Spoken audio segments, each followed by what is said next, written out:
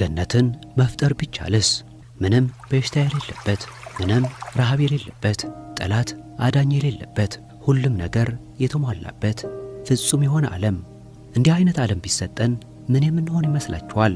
በደስታ ለዘላለም ኖራለን ወይስ ይህች ገነት ወደ አስፈሪ ሲኦል ትቀየራለች?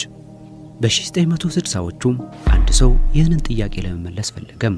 ጆን ቢን ካልሆን ይባላል። ይህ ሰው ለሰው ልጆች ማስጠንቀቂያ ይሆናል ብሎ ያስበውን በታሪክ ታይቶ የማይታወቅ አስፈሪ ሙከራ አደረገም። ለአይጦች ፍጹም ዓለም ፈጠረላቸው። ያች ዓለም ዩኒቨርስ 25 ብሎ ሰየማት። ግን መጨረሻው እነሱ እንዳሰቡት አልሆነም።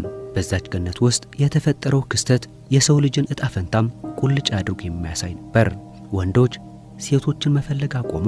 እናቶች ልጆቻቸውን መብላት ጀመሩ። ህብረተሰቡ ፈራረሰም።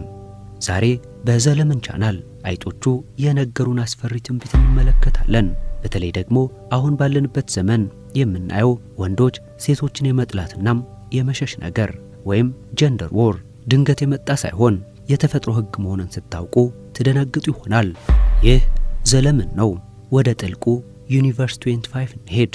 ለቻናላችን አዲስ ከሆናችሁም ሰብስክራይብ ማድረግ እንዳትረሱም። ነገሩ የጀመረው